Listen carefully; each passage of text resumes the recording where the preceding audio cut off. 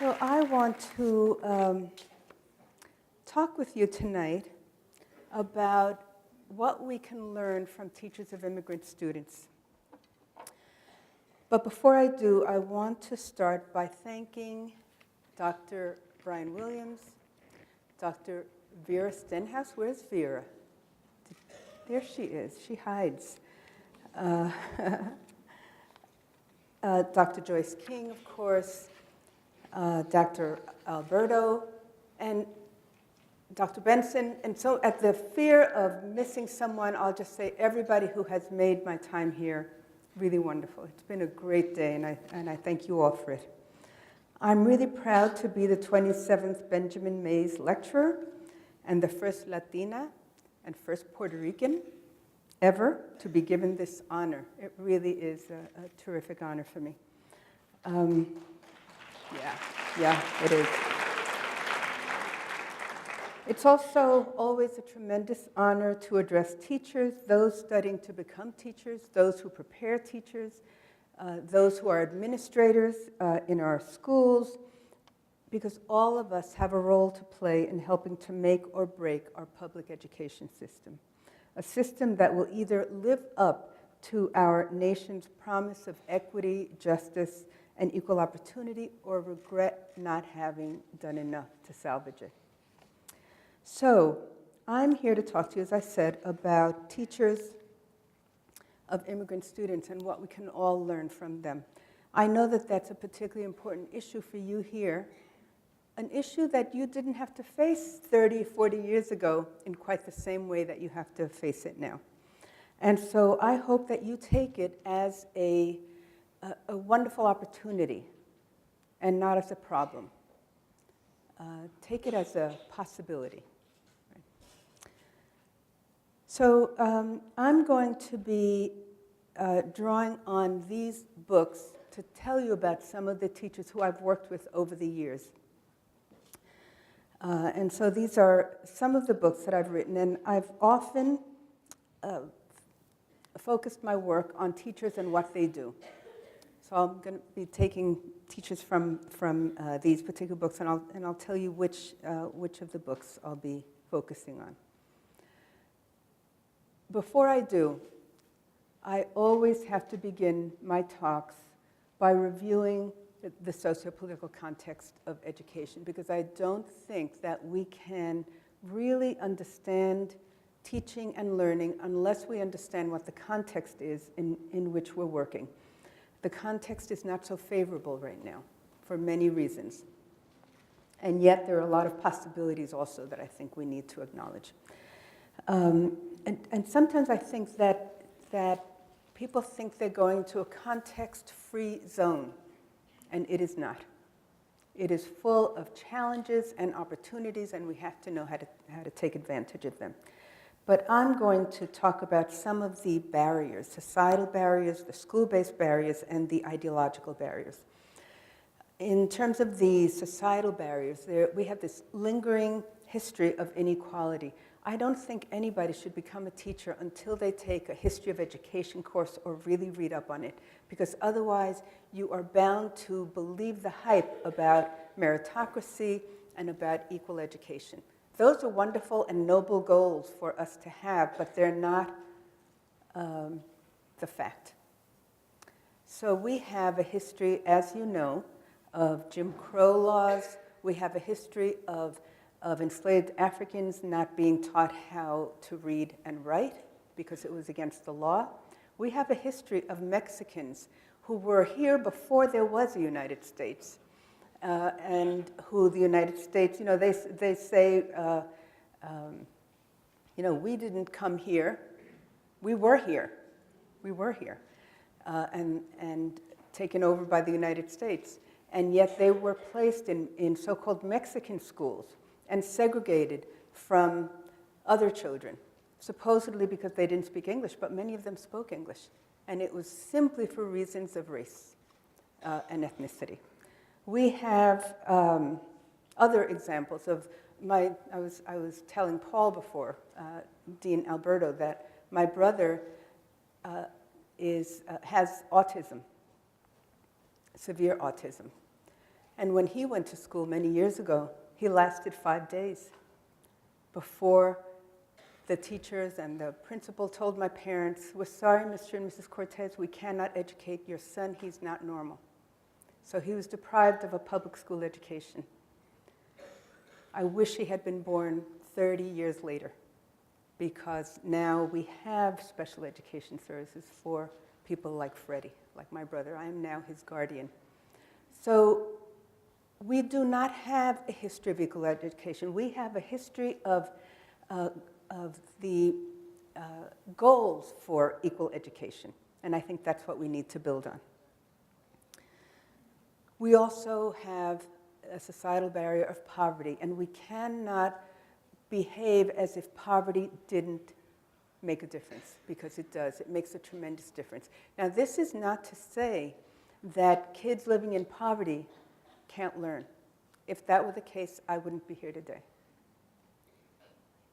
It is just to say that we are not providing kids living in poverty with the kind of education that they deserve and that they need. And so that's another example of a societal barrier. But it's not a barrier that can't be overcome. I mean, sometimes we have to walk a very fine line and say, what is, yes, oh, thank you. What is possible? You know, what are the barriers and what can we do about them? So teachers alone we can't take care of these issues that kids come to school with. You know, we can't, if they come from single-parent households, which is not a problem in itself, it's only a problem because of the feminization of poverty, you know. So we cannot give them fathers, for example. We cannot supply their homes with lots of books. We can try to do that, but you know, that's not something. I grew up in a house where we had no books. But did that mean that we weren't capable of learning how to read? No, of course not. So those are the kinds of societal barriers that get in the way. And of course, racism and other biases. Biases about kids with special needs, biases about kids who speak languages other than English as their native language, and of course, race and ethnicity, and gender, sexual preference, sexual orientation, rather. And so there are a lot of different barriers that we need to be aware of. School-based barriers, what I call wrong-headed reforms, or really deforms, as I call them, because they get in the way of an equal education rather than help. All of these laws that have come down the pike have been supposedly meant to help the neediest children, and they have not. You know, what I want for the kids who need the most are the schools like the ones that our wealthiest citizens send their kids to. That's what I want for our kids. But that's not what we have. You can be sure that they do not have the kind of testing that we have in the schools for our kids. So, you know, that's a school-based barrier. The privatization of public education, of course, and we see that again and again. You know, I've mentioned that I'm no fan of charter schools, although I understand the need for them. When communities get so tired of the inequality and they say, let's make our own school. But the ones that are for-profit, that's not how we should go. We have this history of public education that we need to uphold and really cherish. Really the first nation that started this push for free, public, universally tax-supported education. And we need to maintain that. Unequal resources. If you go to schools where the kids of the wealthy go and you go to schools where kids of those living in poverty go, you'll see usually a huge difference. I'll just give you a little anecdote about my daughter who, before she started teaching, because she didn't have teacher certification, she taught in an after-school program in the Bronx. And then she knew she couldn't get a job in a public school, so she applied to private schools because they can hire people without certification. And she said that, she went and she had to do a lesson, and she had to go through a whole series of things to a very well-endowed private school in New York City. She called us that night, my husband and me, and she told us what it had been like. She said, "This place is amazing. There are like 8 or 10 kids in a class. They sit around in a circle. They have these Socratic conversations. It's unbelievable." And then what she said later really, I think, hit the nail on the head. She said, "My kids from the Bronx would be brilliant in this setting." And that's a good way to understand the difference. They would be brilliant in that setting because they would have the resources that they otherwise don't have. The surveillance of teachers, and we see that more and more, what people call the literacy police, or the kinds of rigid accountability that don't let teachers use their ingenuity, their inventiveness, their curiosity, their intellectual acumen to teach. But this is not to discourage those of you who are not teachers yet. You have to become teachers because we need good teachers out there. Can I ask how many of you are studying to be teachers? Yay! Okay, so you have to promise to be good teachers and to push the envelope and make sure that you make the change that you can make. How many of you are teachers? Okay, yay, thank you. Thank you for being teachers. And that's what we need to keep saying to those who are teachers. The emotional environment, that is, how do kids feel when they go to school? Do they feel that they are attended to? Do they feel that they belong? Are there differences in disciplinary policies? We know that there are. Are there differences in who gets into special education and who gets into gifted and talented education? We know that there are differences. So we need to look at all of these things. And ideological barriers, I think, are the toughest nut to crack. Because we can change policies and practices, but changing our minds and our ideas, it's much harder. So these are like biases and stereotypes about differences such as race, ethnicity, culture, native language, and so on. And also, another one is the idea, the assumption that intelligence is fixed and unchanging. It isn't. It changes all the time. And you, as teachers, have the responsibility to work on this. So I wanted to go over this with you first before I present my research, because we need to always take into account the socio-political context. So I want to review with you 2 lessons that all educators can learn about teaching immigrant students. One is that teaching immigrant students is about learning, and another is that it's about taking a stance and particular dispositions.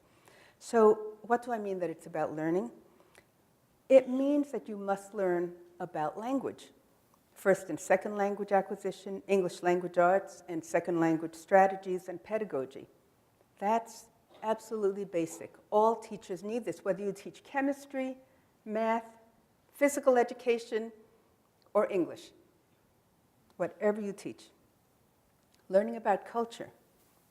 But be wary of generalizations and distrust stereotypes. When I say learning about culture, I don't mean a list of cultural attributes of people of different backgrounds. They often are not helpful because they become set in stone. Learn about, instead, the community in which you teach. That is much more important, and that is culture. Learn about your students. Excuse me.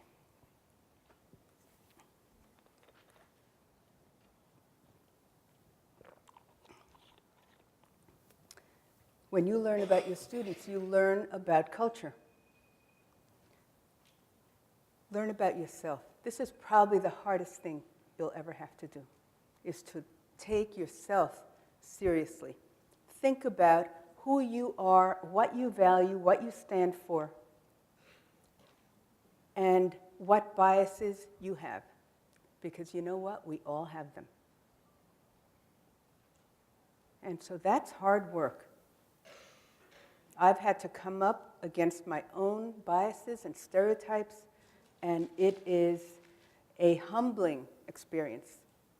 All of us have to go through that. If you're going to be teachers for all your students, think about the biases that you might have. And learn another language. If you want to be effective teachers of students of immigrant backgrounds, learn another language. And I want to give you an example of that. This is Bill Dunn. Bill was one of my students, and he was a longtime teacher of English and social studies at a vocational school in Holyoke, Massachusetts. He was called a zealot for social justice when he died at the age of 59, unfortunately. This is what the newspaper said, and they were right. They were right. So let me tell you a little bit about Bill. One day he came to my office and he said, "Sonia, I want to come out of the closet." And I didn't know what he was talking about. And I said, "Well, what do you mean?" He said, "I want to come out of the closet as a Spanish speaker." So what he meant was that he had been teaching social studies and English in this school for about 20 years at that point. And the population had gone from about 2% Puerto Rican students to about 50% Puerto Rican students. Nowadays, it's about 75 or 80%. And he realized that he was understanding everything that his students were saying in Spanish, and he had never taken Spanish. So he said, "I want to do an independent study with you so that I can come out of the closet." And so what he did was he took a Spanish course. He listened to Univision, otherwise known as Univision. He listened to radio programs. He watched TV shows like Cristina y Más, for those of you who are Latinos, who might know some of these shows. He read the newspaper. And then he sat in a bilingual class when we had bilingual education. And he said, "I thought it would be interesting to sit in on a bilingual class and observe Anne, who was the bilingual teacher." And so Anne passed out a test, and he said, "I was very disappointed. I only answered a question or two. But what shocked me was I didn't understand 2/3 of the question." Now remember, he said he thought that he had understood everything that his students were saying in Spanish.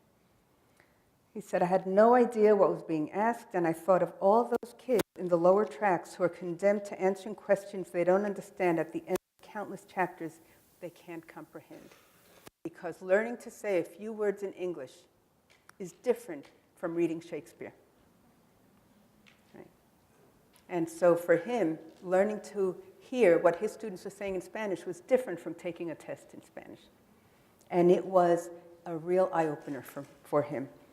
So what did he do? He says, "At first I felt a tremendous need to occupy myself. I reached over and I took a book on the history of Puerto Rico from the bookshelf and I started to read. But I knew that if I had been a student, I would have been chastised for reading the book, so I put it down. After a while of there feeling stupid and kind of neglected, I had the urge to talk to someone. But I know if I had been a kid, I would have acted up or talked to someone near me, even if they couldn't understand me." Sound familiar for those who teach English language learners? And the kids who don't understand and get in trouble for doing these kinds of things. Then he said, "Then, because I wasn't really doing anything, I got very, very tired. I really wanted to put my head down on the desk. I know that if I had been a student, I would have been sleeping. I came away from this class with a much deeper understanding of what it feels like to be alienated. I really felt lonely in there. Most teachers, because of their own experience of school, have never dealt with these kinds of feelings, and I think they would have a hard time understanding this. I now know from personal experience that second language acquisition is a slow and difficult process. Yet in most American schools, we demand that non-native English speakers achieve fluency in a short period of time. I should mention that Bill was always a wonderful teacher, but he became a really empathic teacher. He became a teacher who understood what his students were going through, and that is the best kind of teacher. And he said, in my struggle to understand, I have learned not only a great deal about my students, but also about myself.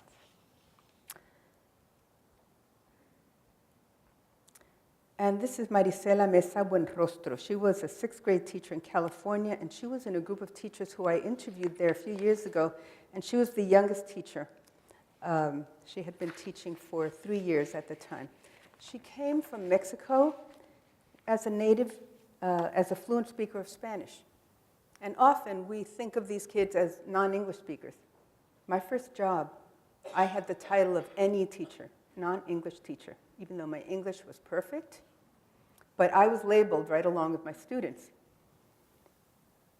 And I think we have to turn this on its head, and instead of calling them non-English speakers, we have to call them fluent whatever speakers of whatever language they are. It changes our perception of them. So Marisela, wanted to succeed in her new country and learn English, but she didn't have the resources at home because her parents did not speak English and didn't have a formal education. So she said that she loved those teachers who gave me a helping hand that allowed me to be myself and be successful. And this lesson that she can be both herself and be successful is something all teachers should know. Here's what she learned from her ESL teachers. She said, I feel that I'm who I am because I retained my native language and because of those dedicated teachers who always cared about what I was going to become. What did she learn about herself? She learned about the kind of teacher she wanted to become. So she said, so I hope I can become that teacher. Not only for one student, but for every student in my classroom. And that's what she's worked hard to do. So teaching immigrant students is also about a stance and particular dispositions. It is not a predetermined curriculum. It is not a specific set of strategies. You know, I have a hard time and reject the term best practices. I don't think that there's any such thing as best practices. I think there are good practices, interesting practices, all sorts of practices, but best practices, not so much, not for everybody. It's not a watered-down curriculum. On the contrary, for kids who need the most, we have to be more demanding, even more demanding. And it's not a feel-good curriculum, although the curriculum shouldn't make kids feel bad. The curriculum should make them feel that they belong and that they're smart and that they can have new identities as scientist, artist, politician, President of the United States. Should give them new identities. So what does it mean that teaching emergent bilingual students, or that's the newest term that's used, and I like it because it's about what they can do rather than what they have to learn or what they don't know. It's a stance and dispositions because it's understanding that one has to cross borders and build bridges to become a sociocultural mediator, and it means challenging taken for granted assumptions. The bridge is a metaphor. I had a student who had been an engineer. And in her plant that she worked at, some of the people were Spanish speakers and they wanted to learn English, so they asked her if she would teach them English. So she started teaching them English, and she left engineering at great cost to her because she loved being an ESL teacher. And that's what she became. And so she spoke about the bridge as a metaphor, you know, being an engineer, because the bridge is built on solid ground, but it soars toward the heavens, because it connects places that might not ordinarily be connected, like Brooklyn and Manhattan. It provides access to a different shore, but it doesn't cut off the possibility of returning home, because you have both. And so it's a wonderful metaphor, I think, for what teachers need to do, build bridges. So I'm going to give you a couple of examples of this. So this is Leticia Ornelas, and she wrote, she didn't write, she was one of the teachers who I interviewed for my book, Finding Joy in Teaching Students with Diverse Backgrounds. When I interviewed her, she was a bilingual teacher in California, and herself an immigrant from Mexico, and she attended English-only schools when she arrived in the US. So she spoke about the importance of building bridges with her students, and she gave a humorous example of it. She said she had something that she called Lotion Day. So what is Lotion Day? She explained that every Friday she had Lotion Day with her students. She said, my skin gets dry, so I put lotion on, and because kids notice everything you do, one day they said, you know, you don't share your lotion with us. And I said, oh no, you did not notice that. So I said, you want some of my lotion? And they said, yeah. So I gave it to a little girl, and now I have this long line of students every Friday. Then she also taught a similar group of English language development students, and when they found out about Lotion Day, they asked, how come you don't have Lotion Day with us? So she said, students really, really connect to you with little minute things. If I take vitamins, they want vitamins. That's becoming a socio-cultural mediator, really meeting kids where they're at and developing a relationship with them. So what does it mean to be a sociocultural mediator? It means that our responsibility is to meet students where they are and take them someplace else. But this is what all teachers do, isn't it? That's what education is about. You start where they're at, you take them someplace else. But to be a sociocultural mediator, you have to have them carry who they are along with them. So that means, unlike so many of the policies that we've had in the past, that, for example, you come to school speaking one language, and so you're monolingual in that language, and then you become monolingual in English because they want you to forget that native language. My mother was told, Mrs. Cortez, you must speak English with your children at home. Luckily, she never paid attention to them. Because if she had, I wouldn't be a bilingual speaker, you know? And that is a part of my identity that I cherish so much, being bilingual. It gives me a different way of looking at the world. It really does. So that's what a sociocultural mediator is, and this is why I think it's important for people to learn another language.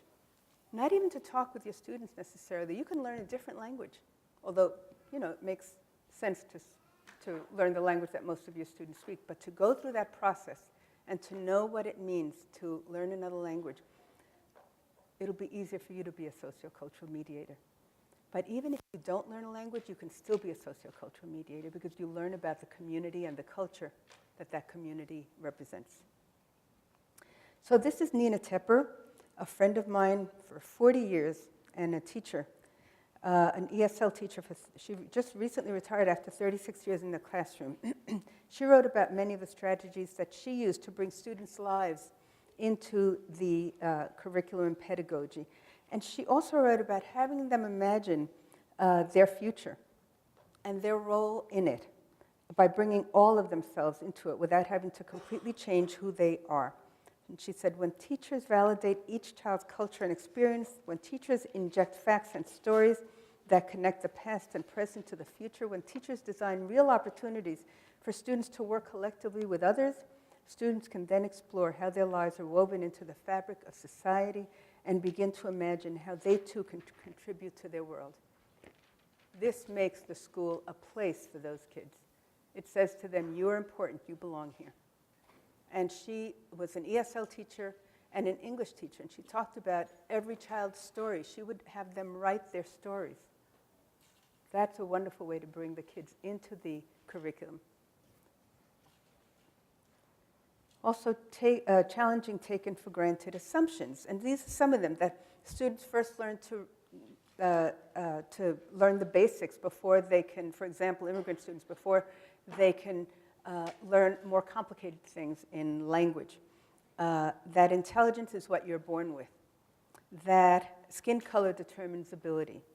That immigrants care less about education than others. That learning English is the only game in town. Some of these things people don't say anymore, publicly. But they may still be deeply ingrained. You know, that skin color determines ability, that learning English is the most important thing that kids can do. Yes, learning English is absolutely essential, but it is not the only game in town.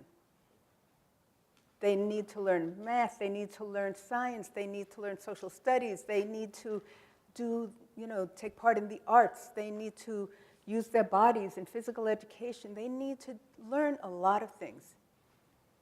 So these are some of the taken for granted assumptions. And I want to give you two examples from Leti again, Leticia Ornelas, and also Angela Fajardo. Leticia remembers struggling to learn and working twice as hard as other students, struggling to learn English. And she spoke about the responsibility that she feels to speak up when other staff members complain or speak negatively about the students and their families. And she said, you know, that's us. That's the way that we grew up. Because she doesn't remember, for example, her parents ever going to a parent-teacher conference. Ever. Did that mean that they don't care about education? No. It meant that they were not comfortable going to school. So these are these taken for granted assumptions. And so bilingual teachers and ESL teachers often have to stand up for the families, you know, to represent for them. And Angela Fajardo, she was refuting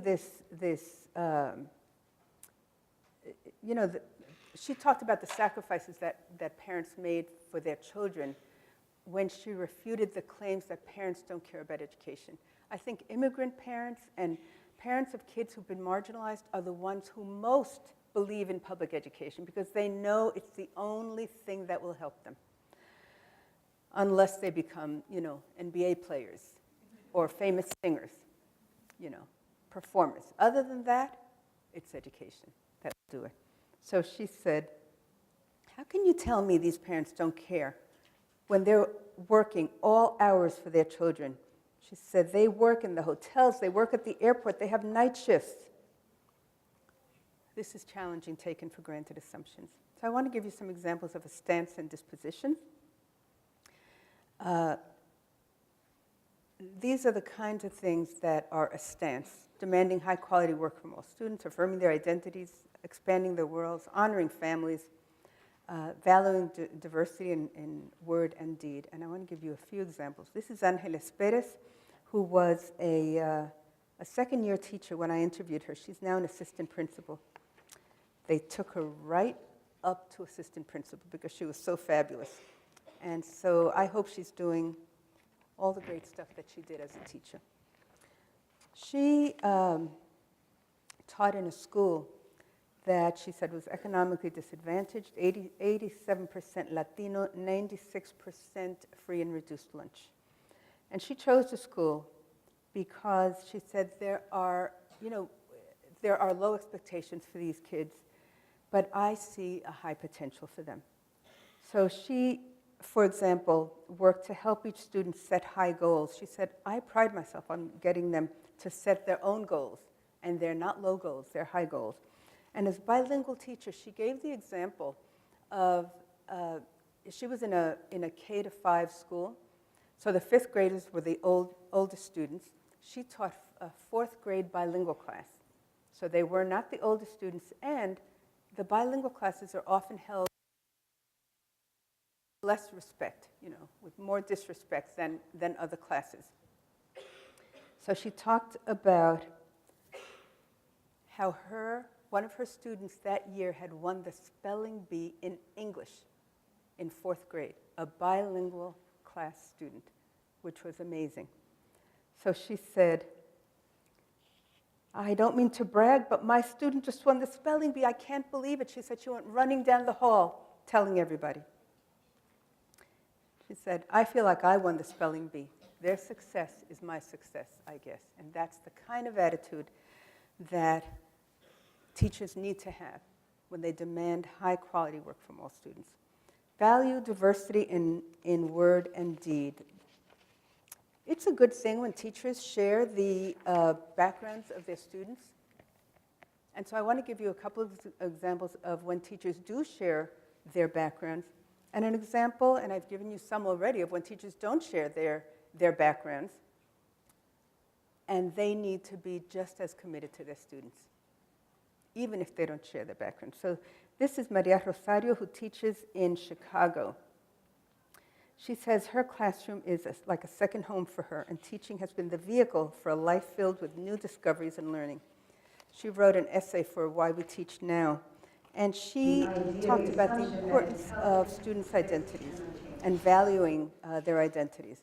And she said, young people deserve to see the people who look like them, have had the same experiences as they have, and who can be their advocates when no one else is willing to do the exceptionally hard work to be done when a child is suffering. Teachers need to be willing to be that advocate when all other people have failed them. I've made the comment to other teachers that if a teacher isn't willing to listen and hear a child when he or she is being hurt, then they should step aside and do something else with their lives. And I agree. And she ended her essay by saying, I teach because I am a humanist and the classroom is the front line. This is Alicia Lopez, and I have to confess it, it's my daughter. Alicia's in her 21st year of teaching.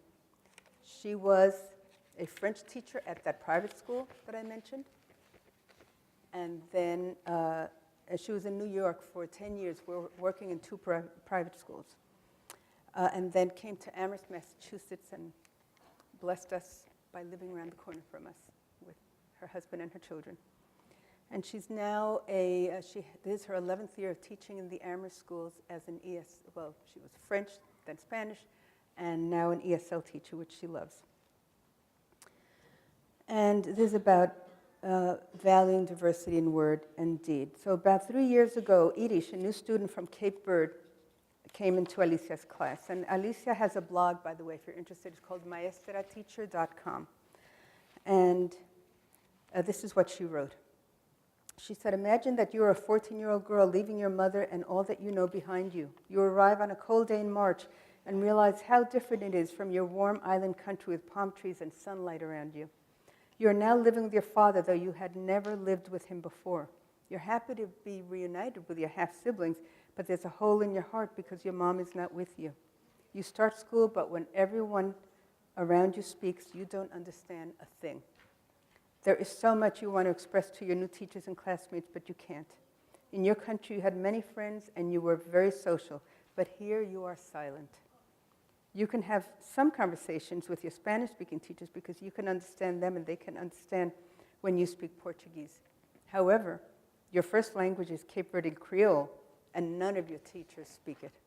In addition to all the new sights, sounds, and feelings, you must now learn to swim in your physical education class, and you don't have a bathing suit. Alicia bought her a bathing suit later. And she said, I can only imagine what Edish was feeling when she arrived in late winter. However, she made her goals clear from the start. She wanted to do well in school, learn English, and perhaps become a flight attendant one day. Her sacrifice to come to the United States in search of better opportunities, her resilience, and her family's support provoked awe in me. One day, when she tried to get extra help after school, a well-meaning volunteer told her he couldn't understand her. So Edith came back to my classroom and sat silently. When I asked her what was wrong, she told me as tears spilled from her eyes. And we sat and cried together for a few minutes. She ended up getting the help she needed, thanks to another after-school volunteer, soon after this. This is really important. Never tell a child you don't understand what they're saying. Keep trying. This poor child was devastated. Edish ended the school year with all A's, and in the 3 short months she had been here, she learned to swim. She read her first whole books in English. Now a junior in high school, Yiddish is still getting A's in her classes. She joined the soccer and basketball teams, and she's helped organize the Cape Verdean dance group. And Yiddish did not forget about the people who helped her when she first arrived, including me. One day at the dismissal at the end of her first year, I noticed a note she left me on the whiteboard. And this is the actual note. To Miss Lopes, she made her Portuguese. To Miss Lopez, thanks for you helped me. And Alicia wrote, while the English wasn't perfect, the sentiment was. I took a picture of that note and put it up near my desk. This year I have another group of amazing students. Every day I look at the picture of Yidish's note and continue to be inspired by her simple words, which keep me going on the most challenging days. I would like to say to her, thank you for helping me. Couple more examples. This is Heather Brooke Robertson, who is a teacher who I met in Chicago. She teaches in Wisconsin, and she affirms students' identities in a lot of ways. She says, I speak English and Spanish. Spanish speakers don't think I'm a native speaker, but they always comment on how well I speak Spanish. And English speakers often comment on how amazing it is that I speak Spanish. But nobody comments on how amazing it is that the kids are bilingual or emergent bilinguals. So she challenges labels. She says the labels placed on our students are racist social constructions that I work to eliminate every day. Pretty clear, right? She promotes equity through the curriculum. For example, she says that she makes her students the experts in her class. She makes relevant books available. She didn't find books for her students in Spanish, so she started her own book company called Books del Sur, Books from the South. And she welcomes parents into her classroom, and she told the story of Esperanza, who was a parent of one of her kids. She had a first grade education, and she was reluctant to come into the class because she felt that she just didn't know enough. And Heather really, really encouraged her to come in. And once she came in, the kids fell in love with her, and they kept asking for her all the time.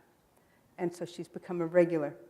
And she says, she wrote, she is a gift to us about Esperanza. Her work in my classroom has helped my students form a relationship with an adult who speaks Spanish. And they see her as a person who speaks Spanish rather than how she is often seen, a Mexican who doesn't speak English.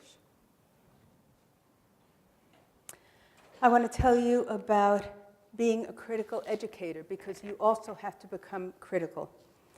This is Maria Guerrero, who had been a teacher for 17 years, also in LA County, California, when I interviewed her. And she's a critical educator. She knows what's going on around her, but lately it had been disconcerting.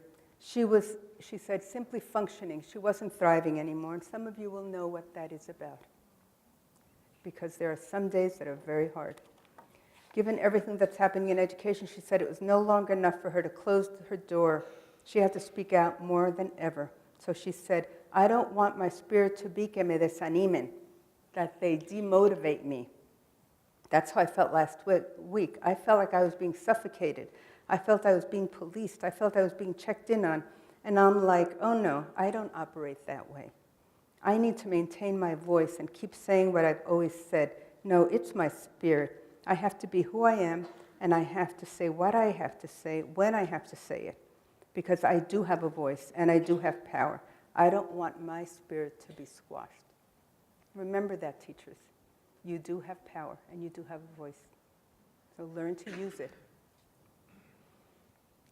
So that's what it's like to be critical, but you also have to remain hopeful. So she told the story of a former student, Roberto, who had been a difficult child who was being abused by his father, and then they had moved back to Mexico, and she hadn't heard from him in years.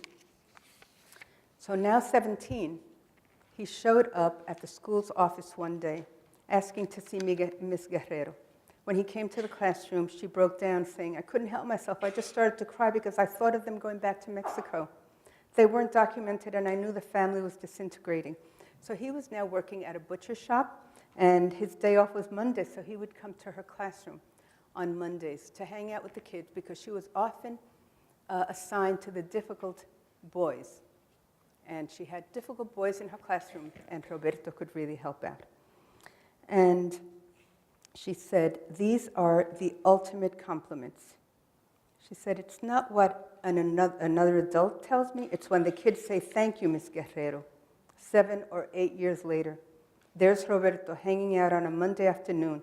So it makes me realize the importance of the human element. So essential.